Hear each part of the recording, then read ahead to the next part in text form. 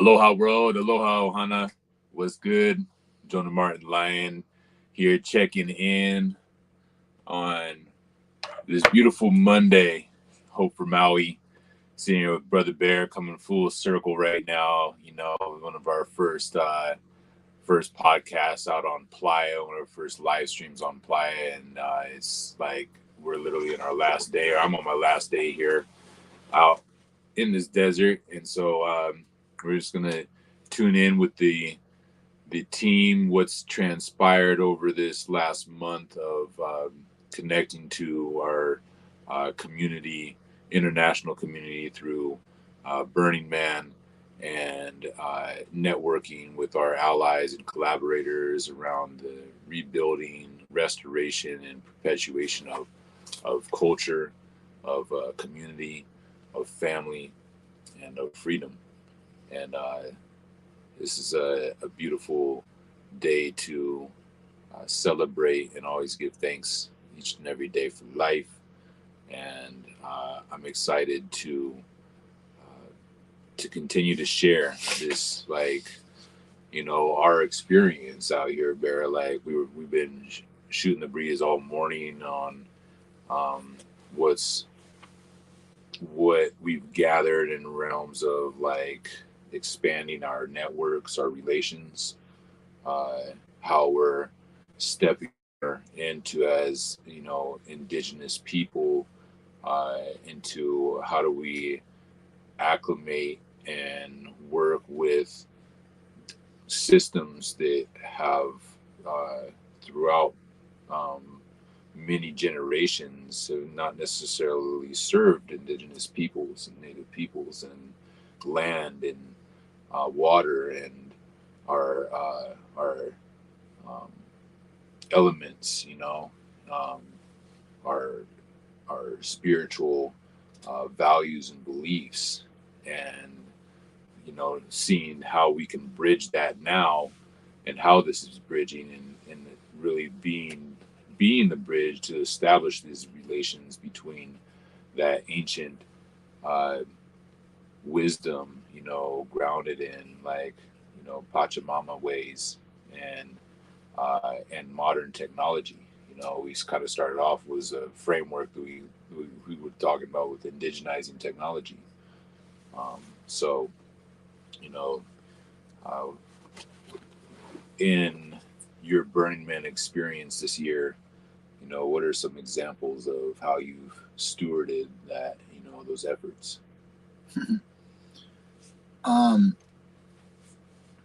This was my first Burning Man since 2019. And 2020 was what the Renegade burn was COVID when everything shifted.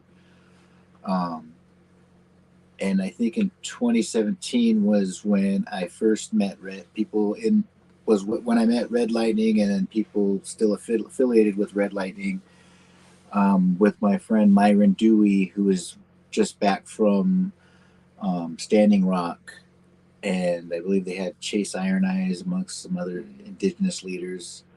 I would call them your contemporary American Indian activists. And Myron he had a company called Digital Smoke Signals, and so I met him back in when I went to Haskell Indian Nations University, and he was into language preservation. He was into technology, and as an indigenous person, I think we've been kind of, I guess, taught to kind of like, well, technology is bad and this and that, and you know. But he had the foresight to say that we need to indigenize it, and so I started thinking about it. And what I've always held on to as an indigenous person from California is language preservation. So, and that's what he was into, and then so we would talk about, you know, indigenizing technology in order to maybe make like I think back then apps were just starting to kind of pop up, and then now I was speaking.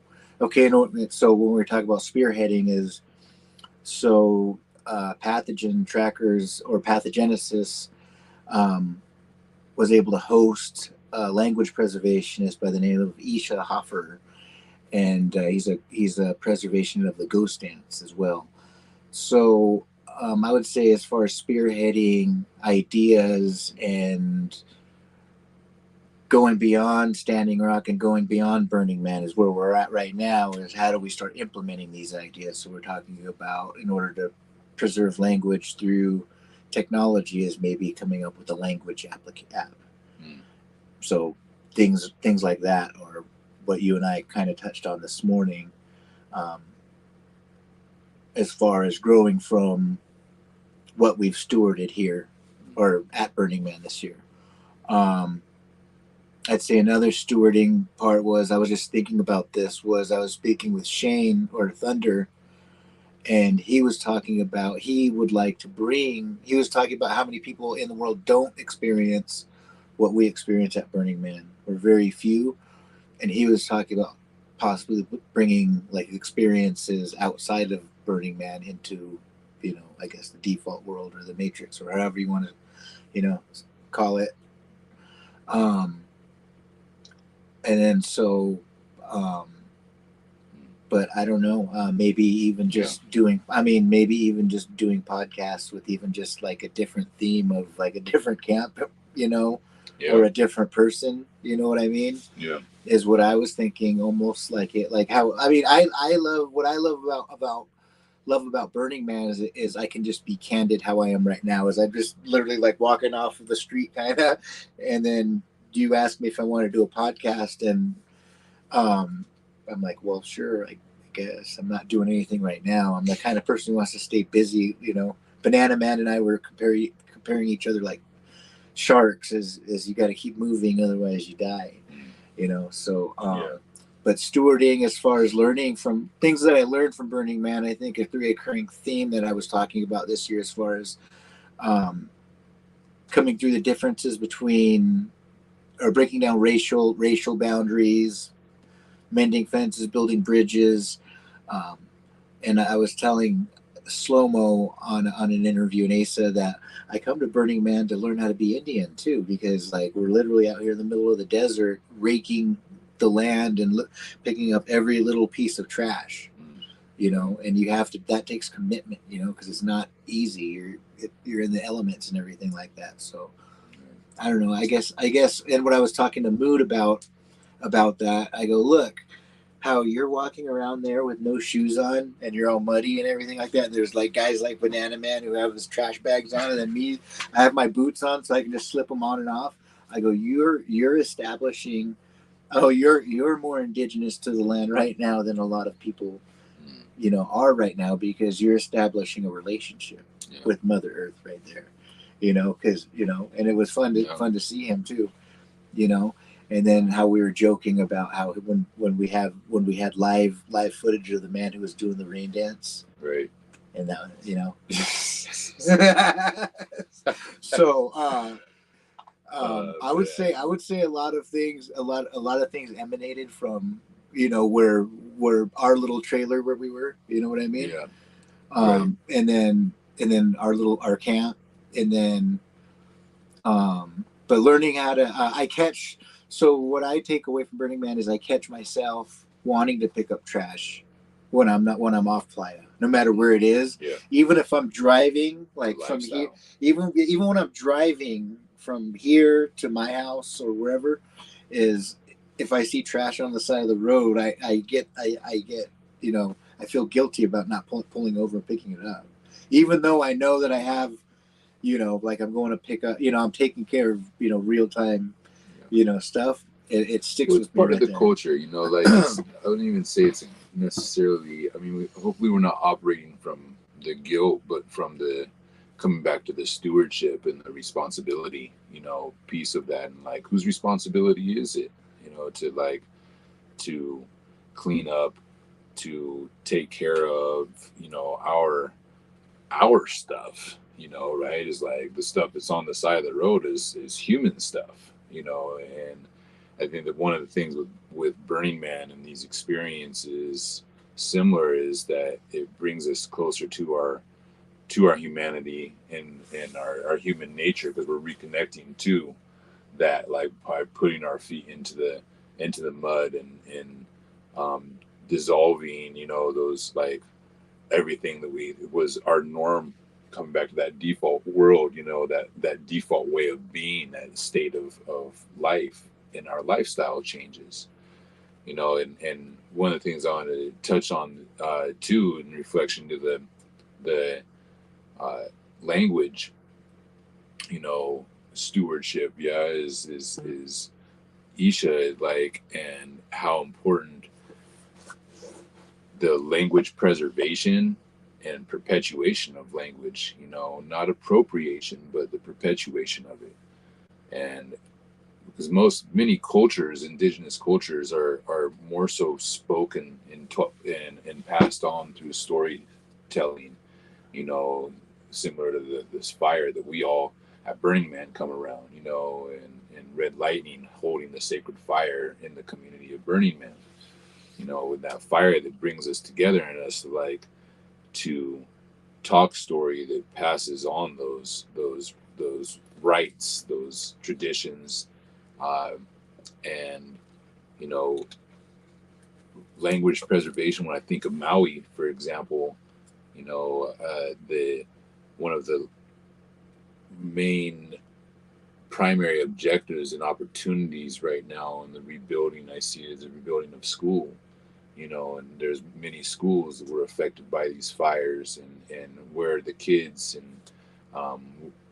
in the rebuilding of schools and education, that be at a center point, at a place is the preservation and perpetuation of the language, because this uh, fire has, in Lahaina, has wiped out a very historic, place of history, of traditions of going way back before Lahaina, like when it was the royal space of Lele, and it's like that language piece can become the an attraction and a place, a meeting point, because it's all communication, right? Uh, and I really enjoyed that part of one of the things I really enjoy about Burning Man is hearing all the different languages.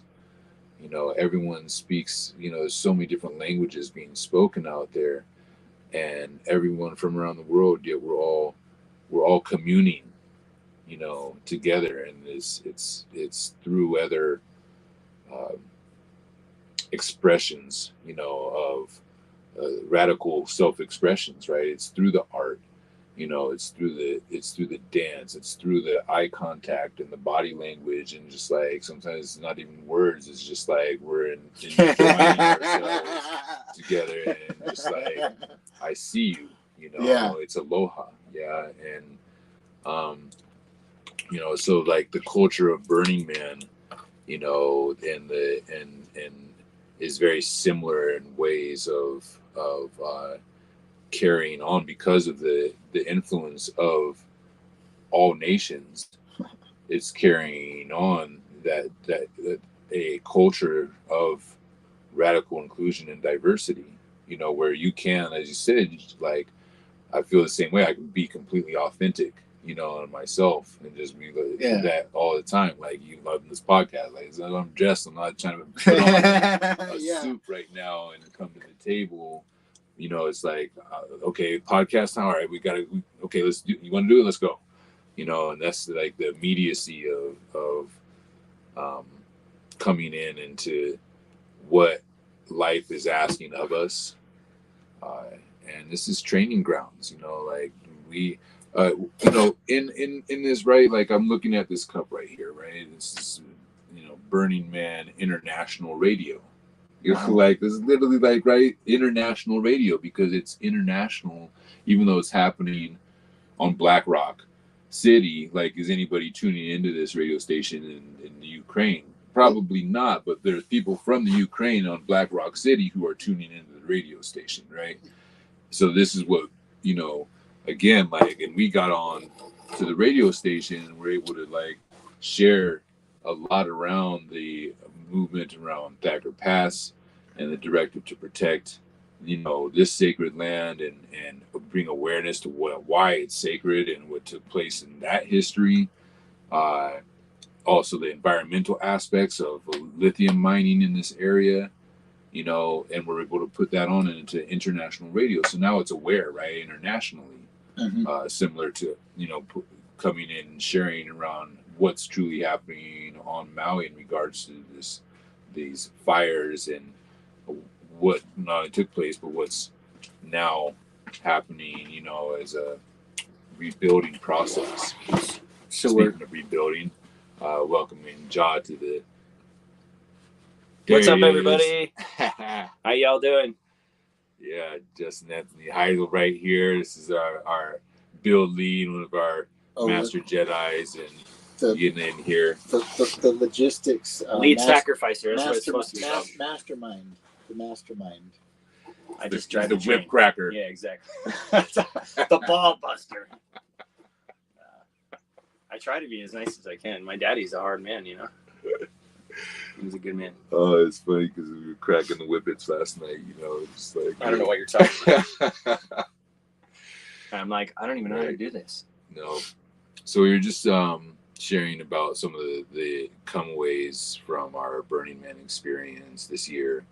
And, specifically our last piece was getting over to the radio station, supporting our Paiute brothers with the Thacker Pass, awareness to that, language preservation, cultural preservation and perpetuation, and how Burning Man is an instrument in, the multicultural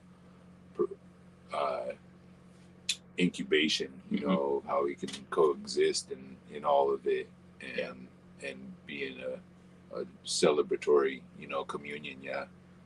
So let's just bring you up to speed and what was something for you out at, in this experience? You've been out here for a good while, but specifically burning for 7 years, and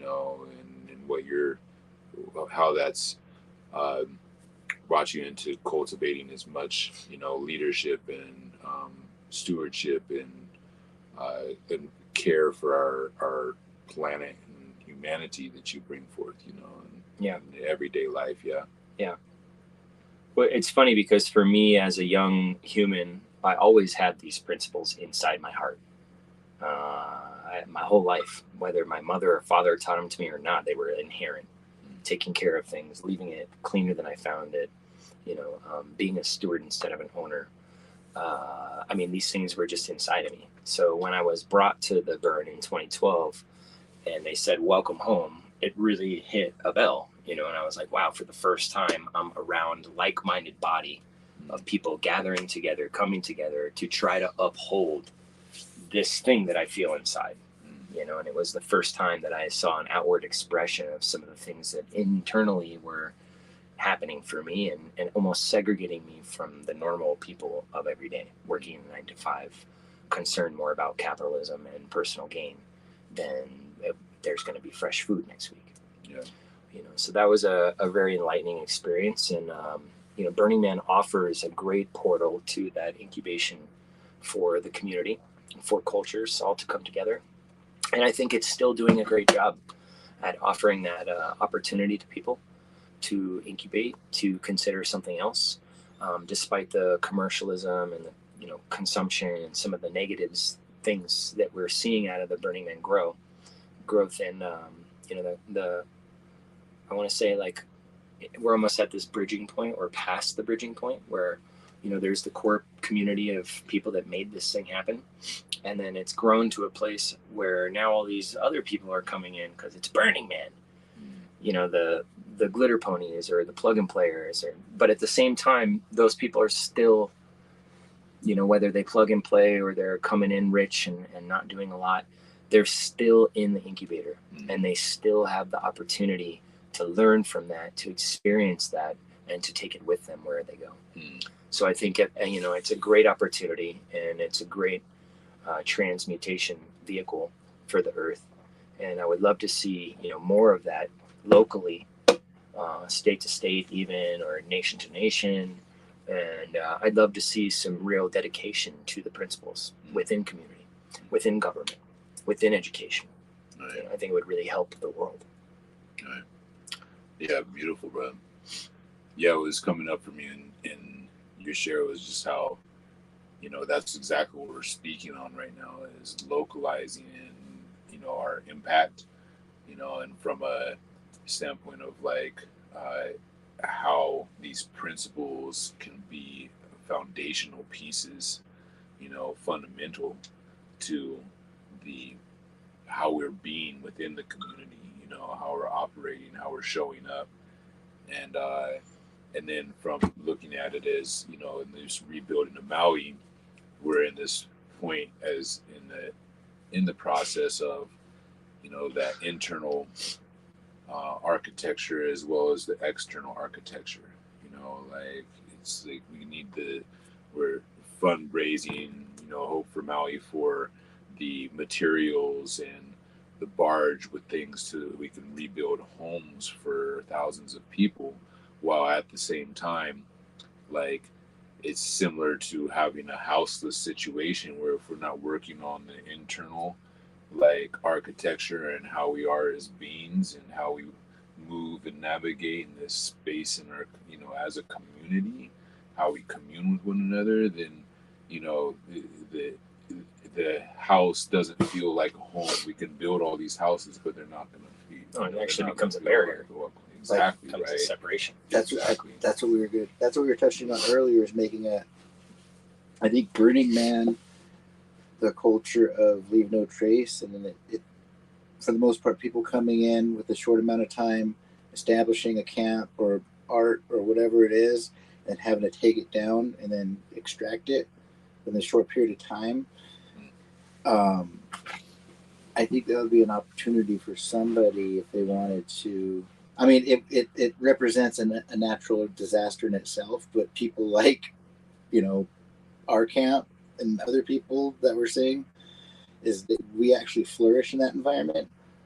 But I think it creates an opportunity to come up with different ideas on what is the best type of toilet to bring into a Maui situation, a Haiti situation, or whatever, in a short period of time to establish a communication center and everything that they need to start getting things operational and get the real big stuff in later on. So it's like training for disaster relief. Yeah, exactly, because didn't that one year, that first year I met you, Haiti or something like that happened, and you're like, hey, they want people down there right now, and I was like, shoot, I would go down right now if I didn't have all this other stuff. Yeah, this other stuff. But I'm in the complete opposite position. Is I am indigenizing technology in order to be able to handle my stuff on the ground at home, and then be able to kind of do cycles. I say, my little, and then do my plumbing contracting and my other entrepreneurial stuff.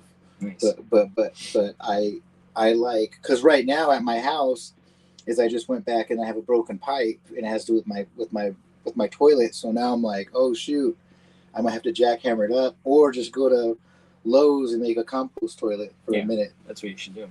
So and you're building soil, so regenerating the earth. Yeah. So it frees being me up, responsible with your and waste. then so it breaks me off to kind of come back up here and help out, and hits two birds with one stone. You know what I mean? So nice. Had I not been exposed to Burning Man, I would just kind of be Neo, still plugged into the grid. Like, oh shoot, well I'm gonna have to shut everything down and then not have other opportunities to go up, and then go beyond Burning Man, go beyond Standing Rock, and then move forward.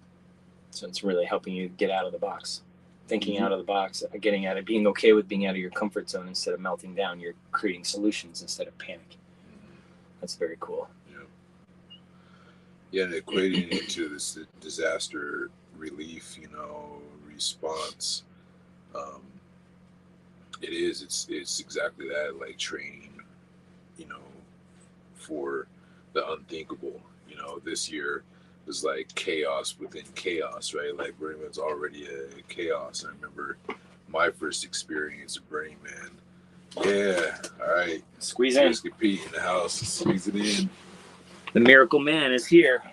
The man who makes everything happen. The guy that solves every problem after one another. Literally. Yeah.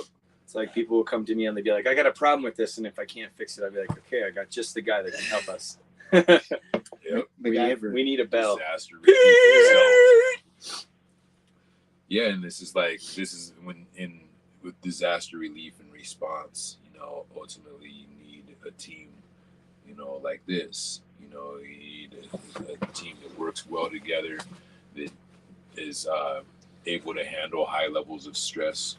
Environment is like, right? I mean, Whiskey Pete, how long you been out here in this desert? 108 days. Right? 108 days, right? That's some yogic stuff right there. You could probably smell him on the podcast. Yeah, exactly. It smells rich. Buddha, Rich with the wealth of the Well, what's funny is we're all from different backgrounds, but essentially we're all American citizens, radically aware and raised, outside of whatever norm would be. And here we are as problem solvers to the earth. And that's something that's very interesting that's coming up for me. Literally coming from a third world country, where I came from, what, an hour away. And then what was it? And then I was talking about Pete the other night, and I go, so we had to go pick up a trash truck that's like, it's like military grade. Everything's military grade, so nothing on it is normal. And as soon as we get there, it won't start. And I already knew the battery was I was lucky enough to have that problem. And then Peter got on the phone and then talked me into how to wire up another battery into it. And then so that saved the day right there too. So using technology, as a valuable resource right there, and then we got that in, but then got a flat tire and then had to come back in with just the truck. But the mission still would, it went halfway right. Yeah, it's rolling with the punches. Like, when things don't go as planned operationally, having like the mental fortitude to be like, okay, well, what's plan B? What's plan C? What's plan D? Oh, didn't think that far? Okay, well, I'm thinking on my feet now. And so that flat tire, there was no plan B for that. I was like, okay, well, we're just going to Burning Man now and just leaving on the side of the road and we'll deal with it later. And ended up working out anyways. We got it back here. And no, in Banana Man's head, because he was a first timer, it was game over. After the battery, after the battery, because I already knew. I was like, okay, it's the battery, and I saw two batteries sitting there. I go, if he calls Peter, I guarantee Peter probably knows something about this. Mm-hmm. So I waited, and then I go, he goes, well, he knows how to rewire. Do you know how to rewire it, bro? I go, no, and then I just let him sweat, and he was like this. He was like. He walked down to the road because he was trying to get reception and stuff. And then luckily I had my son's multi-tool, my Gerber multi-tool. Oh, that's funny. And then I got it out and I did it and it started right up. And then like that. And then after that, then it was the flat tire. And then it was game over again. He had a meltdown right there. And I did too, because I was like, oh my God, what are we going to do? And I go, wait, it's just on the trailer, right? Well, let's just disconnect the trailer and then roll in, and then we'll come back with special forces later and then extract the vehicle. Perfect. And then, but it was like that, but he melted down again too. And then he was like sitting there, and then after we came up with that, it was perfect. And he came back in. It's also very unique how Burning Man creates this environment where a new community comes together and people really want to do their best to contribute. So it is a stressful moment. They want to show up. Eric was one of those people where he came in, it's his first year, he didn't know what the fuck's going on, and he volunteered himself to help. And then here's this military trailer blowing apart and not starting, and get him in this place where he's like frantic almost, Yeah. And, because he wants to do a good job. He wants to show up for the community. He wants to achieve, it's very interesting that dynamic that's created that I think is also, relevant to the time and essence of what Burning Man is creating, because it is such a short creation destruction mode. Whereas sometimes people might go, oh, we have all the time in the world to figure this out. Yes, I felt like Burning Man is 7 days. It's a year within 7 days, of experience like this massive acceleration boost, light speed kind of launch. And when you were sharing that, it's like what I heard was breed love. Like Burning Man breeds love, like in a, through like this rebirthing, and then speak about little like brother breed love, it burns without borders, and like the network of our community of burners from an international perspective, people that have the special forces skills and talents to be able to be that disaster relief and response team, and so the more organized and I would say like identified in the way of like where we at, and more connected and networked our community is, the more responsibility we can hold as a community. Definitely. Whether it be it's a global community. And now we have, similar to like as a firefighter in this experience, you have fire stations all around the world where you have people who like this node of folks that are connected, networked, have worked together, have a familiarity and ability to sync up I'd really and to mitigate the old buildings and return them. Like you're saying, that mine or that mill or whatever it is would be great to do. Restoring, restoration, but like also with the old building arts, so it becomes something beautiful that attracts people, that is a sustainable, like, church center, essentially. I don't want to use the word church, but like a temple that takes care of the community, that has funding for that and serves the community globally, in that network.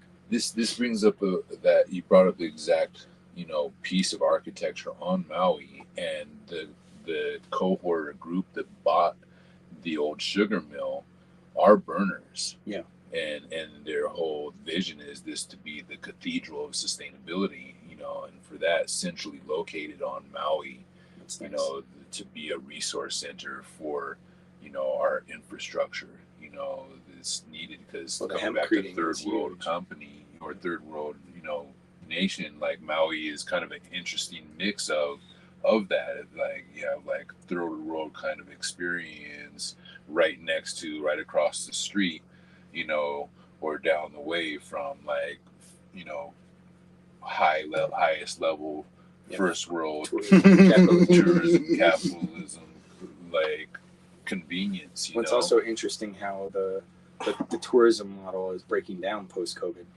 and it's not continuing to support economics the way it was. And I see that as a good thing. I've never really, again, having my innate own knowing, I've never really enjoyed or appreciated or liked tourism.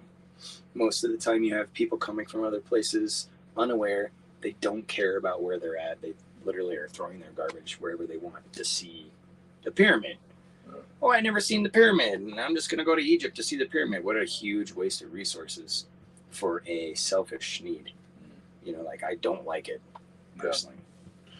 Well, tourism is all in all just a bad consumer pattern that's not helping the earth at all. Yeah. What can it? I feel you on that, and as now being in the space of an eco-cultural tour guide as a position, there's a way of touring that I feel is responsible and is part of our stewardship. But that's not necessarily what we call tourism. That's a different thing. Yeah, stewardship. We call it vacation. Here's it like our vocabulary, right? Our language coming back. Our vocation. Is like when we go on vacation, we vacate our consciousness. Uncle Lobo. Lobo in the Lobo house. in the house now. I have to make some more room over here. Perfect timing right here. It's beautiful. I like the glasses, man. I can represent. Let's see how we can Check them over there. Or you got get next to P. We're gonna angle this. Pistol Pete, Whiskey Pete. There you go. Yeah, go closer, Lobo. You're almost there. Oh, put me in the sun, bitch. Fucking raise the sun. Alright. It's live also, so be careful on the languaging as we're in the Yeah, no cursing. Uncle Lobo with the potty mouth. Sorry, guys. Was that me? Yeah. Yep. Yeah. I just call it like it is. My bad. Complains it like it is. Right. It's part of being live, you know. It's like we're being authentic ourselves here in this Beyond Playa podcast, right? Beyond Playa live stream. What was kind of the last thing that we were speaking on right now is the impact and responsibility that, you know, Burning Man, the type of ways that we can show up from an international community, given the type of training that it takes to come out here into, you know, some of the harshest environments, some of the most stressful conditions, you know, and produce the most transformational experiences for people. How long you been burning? Long time. Yeah, right. Yeah. 21 this year. Something like that. Since 98. See, we gotta see this. There you go. That's what happens after 20 years. Yeah. You have all the jewelry, glasses, and rainbow fans. And opinions. Yeah. Ball busters. Yeah. Yeah. This helps with the flies that you guys attracted. This guy always this guy. Yeah. Well, speaking about stressful environments. Peace and love, guys. I'm gonna go check out real quick. Yep. Move on. Give you guys some more space. Let Uncle Lobo spread some wisdom because he does have some wisdom to share. Yep. And I look forward to how I can participate and help in the future. Yeah. See you in Maui. Yes, sir. You know, bring the whole family I would out. love that. I would love 30 days in Hawaii would be like one of the best things I could do for my.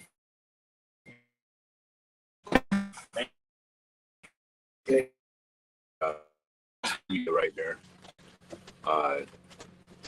Yeah. So as he exits, you know, it's one of our, you know, the lead and what we can bring forth as our team into Maui. So this is a opportunity to kind of introduce and see some of these wild characters, kind of like this one right here, or these 2, 4, whatever.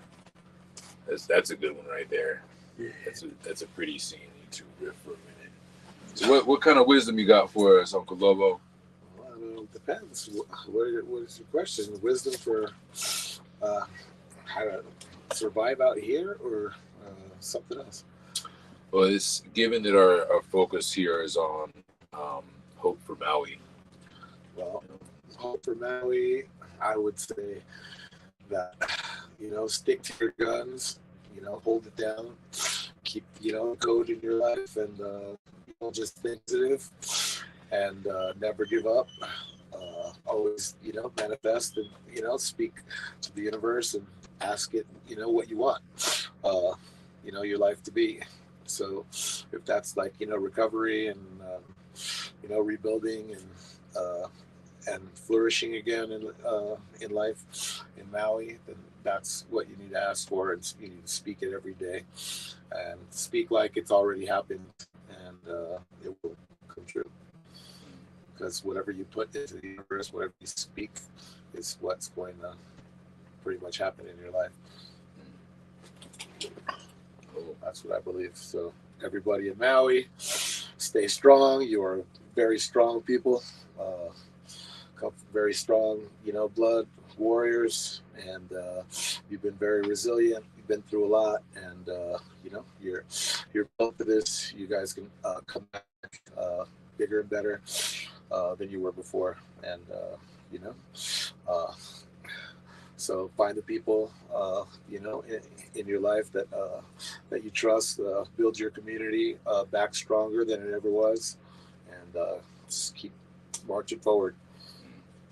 You know, we'll support you. You know, I think a lot of places in the world will support your struggle. I know I will. I'm coming out there. Oh, I hope. yeah, thank you. words of inspiration right now. Yeah. All right. When you coming out? I don't know. Let me figure out what I've got going on here. Maybe, next. If I have time in between Art With Me, because Art With Me, Miami is my next project. With that, It's the first week of December. In Miami. cool. So That'd be a good time. yeah, if there's some time in between that I can come out to Maui, I will. I'm going to speak to my friend Danielle and see if she has any resources for you out there. She just flew out there late last night. She's just getting back from the burn. Okay. Yeah. Great. Yeah, this next 3 months is kind of going to be a focus for Maui. Really getting our plans in, and one of the things that I want to focus on is just like a scalable model of a village that has all the pieces, of community, and it can also be essentially like a heart quarters, for people to come from wherever in the world, they can then deploy out into the wholeness of Maui to support what that rebuilding looks like. And in this, similar to Burning Man as such being a training environment, I think Maui is actually going to be serving as that as well through our rebuilding and restoration efforts right now, that we're gaining the skill sets for more, of this type of relief and response efforts, to making sure that we're able as humanity to sustain the transition period that we're going in, and it's good to have the sense and feeling of support and reinforcements, coming in. So I very much appreciate you guys' word, and intentions in that.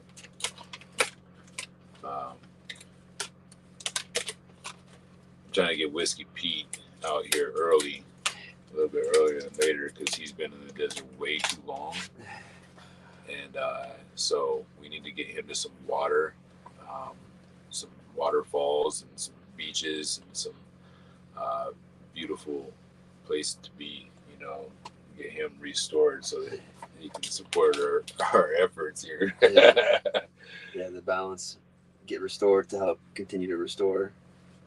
I think what's going on in Maui and Burning Man and the whole ecosystem of this, like, each one teach one, everyone helps each other.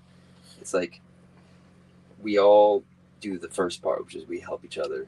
Everyone wants to help each other, but then we forget to help ourselves so that we can continue that cycle, right? It's like stepping with your feet. If you only step with one foot, you end up doing a split and becoming unbalanced, right? So like helping others, helping yourself. That's not like a selfish, like, oh, I'm gonna go make money or whatever, help myself. Like, no, like take the time to like do the self-care, right? If you go help rebuild the community, help rebuild your internal community, the communication with you have with yourself, like your relationship with yourself. I think you bringing up the needing the waterfalls and stuff, those are like physical representations of that, like taking care of yourself, like getting exposed to water and nature and the the restorative properties of water, right? Like the purifying properties of air, the warming properties of the fire, the grounding properties of the earth. All of those elements, a lot of people, myself included, I think, end up in situations where we have the best intentions and we push. We're, running and gunning, trying to help save the day, do whatever we can, and then end up just burning ourselves out, right? Or we end up toxifying our bodies, doing things that help us temporarily continue down that path.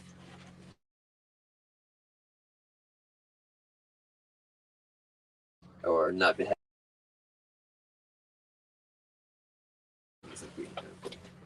what's going on in Maui. Maui has all the beautiful, restorative properties of wind, water, fire, and earth.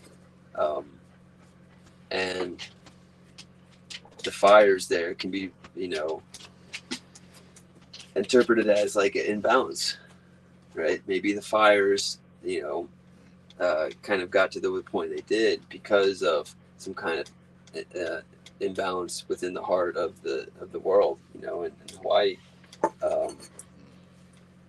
Finding maybe it's a people imbalance, maybe it's a cultural imbalance, maybe it's like a profit motive imbalance. Like there's a lot of things going on that I think we can all learn from.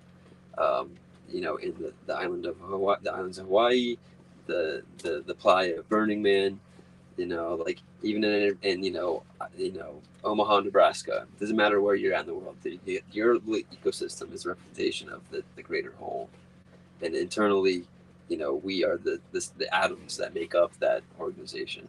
And so, if on a cellular, atomic level, like the smallest sum part, if that's unbalanced, then it just leads to a chain of unbalanced circumstances. And so, really going back and finding what is that balance, what is your calling, what is your highest and best use. I think that's how we end up, building that hope for Maui, the hope for Omaha, Nebraska, the hope for insert. It's like a model that we do it for Maui. It works anywhere in the world. We do it anywhere in the world. It works for Maui. It's like a two-way street. We do it for ourselves. We can do it for anyone. We do it for anyone. We can do it for ourselves too. Like it's an incubator. Yeah, it's like, to save the world, to save yourself kind of thing. It's like save your internal, like like one thing I learned that was really interesting is Sports Center. Right? Sports Center break right there. We're in Sports Center break right now. Yeah, the interesting thing I learned was our body's organs don't necessarily detox, like our livers and our pancreas and kidneys and all that stuff. It's actually happening on a cellular level. So the cells within that system are the ones actually doing like the movement of the fluids and the toxic, removal process. And so if you think about it, like we are the cells of the greater ecosystem of like the universe and Earth and every city and every step along the way. And so for us to find the balance, to clean, to detox, to remove the impurities, we do it on an individual level. And when enough of us do it on an individual level, you and I, all of us people here, we purify, find that balance within. We then become the balance for that ecosystem. And when that ecosystem, call like the organ, like the liver, if that ecosystem is now balanced, it can now do its job of balancing the other organs or ecosystems nearby, and it ends up kind of snowballing in like an upward movement, where then by just doing one single person, like we have the power to change the world, and it just starts by changing ourselves and passing that on. Yeah, it starts with us. Like finding that point where we break down, kind of like with Burning Man and stuff. Like it's a great test of will and strength. It's like you were saying with Eric earlier, it's like freaking out. Like that's actually, we need to be exposed to situations like that, not because we need to freak out, but because it gives us the opportunity to like experience this feeling, freaking out, anxiety, overwhelm, whatever, to then know how to like practice that. You're feeling fearful in that moment because you don't know what to do. That's an opportunity to practice like resiliency. You're feeling weak because your body's broken down. That's an opportunity to practice, strength. It's like going to the gym, but on like a spiritual, emotional, mental level, where like you go to the gym, you pick up heavy weights, you become that much stronger, right? You go out to Burning Man or Maui or Omaha, Nebraska, and you go do there's some kind of difficult circumstance, that's not like a punishment, just like you wouldn't say lifting weights at the gym is a punishment. It's this opportunity to practice. Yeah. Hey, thanks, Pete, for your words. Yep. Thank you for having me on your show. The Bear. Yep. Maui. We love you. We'll Yes, see you sir. soon, and we'll talk again soon. I'm sure before we make it out there. Thanks for having me out. Yeah, all right, we're gonna close this down because I also have another meeting to get into, so make it quick. Sure. So yeah, please, all of you out there watching, checking into this, stay in tune for more episodes of Hope for Maui. Give thanks for all of our guests today, Brother Bear back there, Whiskey Pete, Ja, Lobo, Wizard Bob coming in. See, we'll have to do a private one with this Bob. Private, huh? Well, yeah, Private gotta showing. go, bro. That'll cost you. Not cheap there. All right.